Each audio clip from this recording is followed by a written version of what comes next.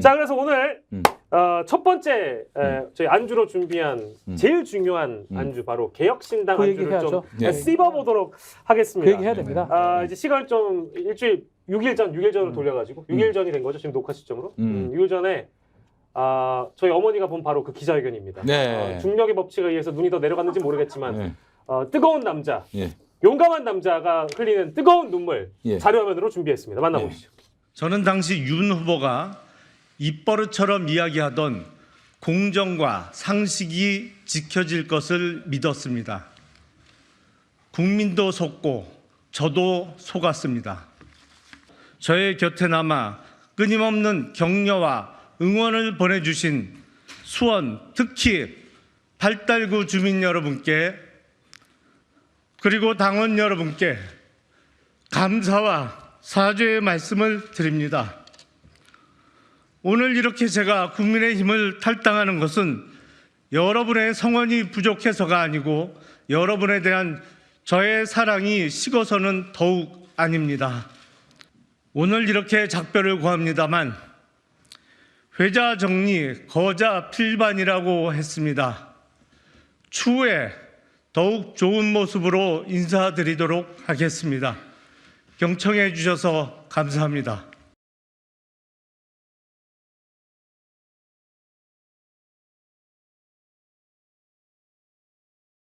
네. 이거 봐봐. 저희 진짜 옆에서 지금 손수건 꺼내줬어요. 우리 용남 저도 위원장님이. 사실은 저걸 보면서 네. 왜냐하면 계속 방송을 하니까 그 마음을 알겠는 거예요. 그래서 뭉클했습니다. 네. 아, 사실은 진짜로. 제가 네. 이제 검사 출신 정치인들 별로 안 좋아하는데 그 검사의 때를 벗지 않은 정치인을 제가 싫어한다는 얘기입니다. 그 검사의 때를 벗은 정치인은 누구냐? 네. 홍준표 대구시장 같은 분이에요.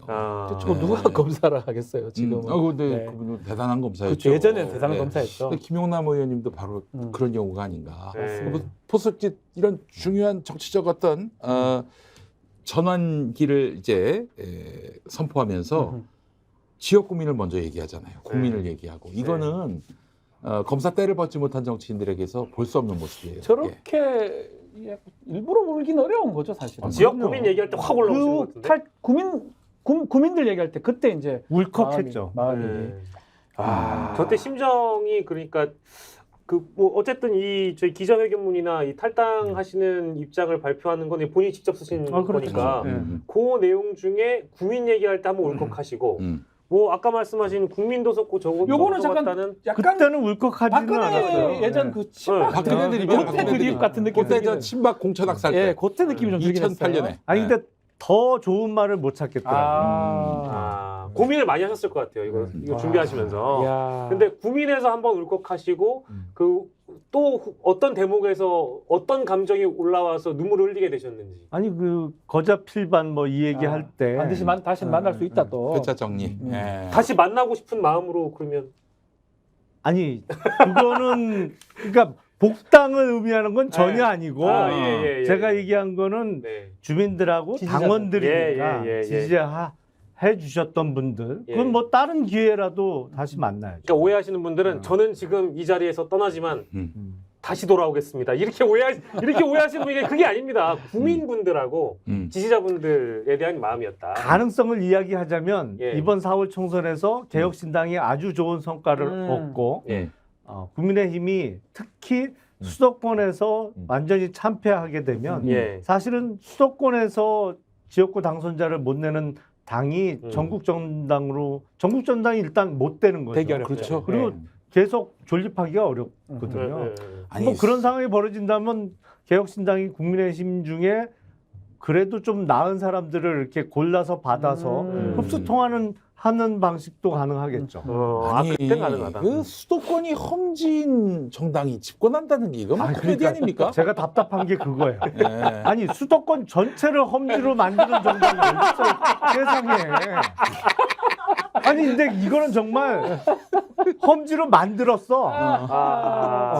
생각을 해보면 2016년 총선 그때는 민주당이 국민의당하고 갈라져서 야권이 분열됐잖아요. 그렇죠, 그렇죠. 그러니까 뭐 180석 얘기하고 그러다가 네. 찐박 공천한다고 난리 쳐갖고 폭삭 망했죠. 망했지요. 수도권 다 죽어나갔어요. 2020년 총선은 6개월 전에 소위 조국 사태가 벌어지면서 10월 1일인가요? 3일 그 광화문 집회에 100만 이상이 모였잖아요. 네. 당시 그 네. 조국 사태와 관련해서 예. 문재인 정부를 규탄하는. 예. 그 전광훈은 자기 하다 모았다고 그래요. 아이, 말도 안 되는 소리고. 그러면 정확하게 6개월 이후에 치루어진 2020년 4월 총선을 야당이 압승하는 게 맞아요. 근데 그거 홀라당 까먹고 103석 했잖아요. 네, 그렇죠, 네, 네. 그렇죠. 사실은 스스로 본인들의 잘못으로 수도권 전체를 험지로 만들어 버렸어요. 그 서울의 강남 조금 살아남아 있고 뭐 경기도 같은 경우에 분당이나 이런 좋은 동네 아니면 휴전선 접경 지역 살아남은 건데 이걸 반성하고 확 탈바꿈할 생각은 안 하고 갈수록 더 해 보면. 바로 이 고민이 이준석의 고민이기도 했어요. 그렇죠. 네. 이준석 전 대표 얘기 나왔으니까 말인데 사실은 이 전 대표를 뭐 항상 그렇게 씹었던 건 아니었지만 그래도 아니요, 또 거의 쉽게 하셨어요. 방송에서. 아니 그래서 네, 어찌됐든 두 분이 악연이 네. 사실 있는데. 그러니까 그래서 저는 개혁신당이 그 부분이 이준석의 신당이 그래도 이준석인데 위원장이 예. 쉽지 않을 것 같다는 생각도 하긴 했는데 예. 두 분 관계는 어떻습니까? 지금은 아주 좋고요. 그런 것 같아요, 그런 것 같아. 예. 아니 그리고 네. 그때 막 할 때는 이준석 현 당대표가 힘이 세고 강한 당대표일 때 제가 네. 문제 제기하고 비판하고 뭐 거기서 그렇지. 했던 네. 것이고 사실은 당대표가 되기 전에는 이준석 대표도 방송을 오래 하고 저도 방송을 하면서 같은 프로그램을 맞아요. 한 1, 2년 한 적도 있어요. 그러니까 그랬는데 당대표가 돼서 대선을 앞두고 급한 시기에 네. 대선 당 성공을 위한 선거운동 방식이나 당 운영 방식에 대해서 제가 문제 제기를 했던 것이고 네. 이준석 대표가 당대표에서 쫓겨난 다음엔 저는 한 번도 공격한 적이 없어요. 오. 근데 정확하게 다 이제 요목조목 짚어주시니까 와닿기는 하는데 근데 그거 약간 겹칠 수 있을 것 같아요. 시츄에이션이 어떤 거냐면 방송에 나오셔가지고 이준석 전 대표에 대한 잘잘못을 따지는 김용남 전 의원의 역할도 하면서 동시에 뭔가 국민의힘 이런 방향으로 가면 안 될 것 같은데 좀 흔들린다 싶은 시기가 있었을 것 같거든요. 그 시기가 약간 겹친다고 보는데 저희가 그래서 보기를 준비해 왔습니다. 언제부터 김용남의 이거 마음은 재밌어요. 언제부터 김용남의 마음은 흔들렸을까? 제가 보기 드릴게요. 5가지입니다. 위원장님. 첫 번째. 강서구청장 선거 참패. 이게 첫 번째고요. 시기를 생각하시면 되는데 두 번째. 3.8 전당대회 당시 윤석열 개입 논란. 그렇지. 이때가 있었고. 작년 3월 8일 전당대회. 세 번째. 윤석열 정부에서 사사건건 인사를 잘못해서 인사 논란이 불거졌을 때. 네 번째. 김여사 특검 거부권 행사. 요건 최근이니까 요거는 흔들리는 지점은 아닌 것 같고요. 다섯 번째. 용산 참모들의 총선 출마 러시와 비짓규 전 장관 영입. 저는 답을 알겠어요. 저는 5번을 찍을 것 같아요. 비짓규. 저 뭐 이렇게 막 크게 티 안 냈어요. 비짓규 영입. 저는 5번 느낌. 저는 하나 개인적으로. 고르는 거예요? 하나예요. 그러니까 언제 나는 흔들렸는가. 언제 탈당 결심했는가? 탈당 결심. 예. 아니 완전 마음이 떠난 건 사실 2번. 2번. 2번. 3.8 전당대회. 3.8 전당대회. 오래됐다. 야, 진짜 오래됐네요. 그러면. 아니 사실 그 앞선 인터뷰에서도 그 전당대회 때 야 이거 이러면 안 되는 거 아닌가 어떻게 용산 대통령실에서 이렇게 그 전당대회 당권에 개입을 하는가 그 말씀 많이 하셨어요. 아니 그러니까 이게 민주주의에 대한 기본적인 개념이 없잖아요. 네. 야. 그러니까 이번 때 상당 부분은 사실 마음이 좀 떠났고 그리고 10월 11일 강서구청장 선거 패배 이후에 누구나 다 질 줄 알았잖아요. 네. 예. 근데 지고 나면 그래도 좀 반성하고 바뀔 줄 알았지. 기대를 조금 했죠. 네. 근데 조금 뭐 국민은 늘 옳다 이런 발언이 나서 이제 바뀌나? 네. 기대를 조금 해봤는데 네. 금년 신년사에 완전히 그 2달 전으로 돌아간 거를 보고 절망했고 그래서 사실은 거의 이게 더 이상 있기는 힘들겠다 안 되겠다라고 하는데 비짓규가 비짓규. 그러니까 정확하게 말씀드리면 야.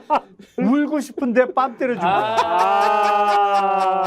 그래서 이거 떠나야겠는데 아니 이걸 계기를 어딜 삼아 어떤 시점에 떠나야 되나 이게 그리고 뭐 명분이 있어야 될 거잖아요. 이게 예. 앞선 얘기부터 줄줄이 다 하기는 좀 그렇고 뭐 많은 분들이 보기에 예. 이해를 하기도 어렵고 예. 근데 딱 울고 싶은데 그 지점에 와서 딱 때리더라고. 그래서 때리니까. 아이고 아니 사실은 작년 전당대회 때 대통령실에서 당 대표를 이렇게 예. 지정을 했듯이 예. 이번 공천도 대통령실에서 이제 지정을 하려고 그러는 거 아닙니까? 지금 그렇게 보여요, 사실은. 뭐 그런 움직임이 좀 있죠. 근데 작년 전당대회 때는 너무 실망했어요. 적어도 헌법을 배우고 이렇게 네. 법학도로 예. 뭐 공부를 하고 시험을 쳐서 법조인으로 생활을 했으면 예. 그래도 기본은 지키지 않을까. 당연히 그건 뭐 기본으로 그렇죠. 생각을 했지. 예. 그런 일이 벌어질 거라고는 생각도 못했죠.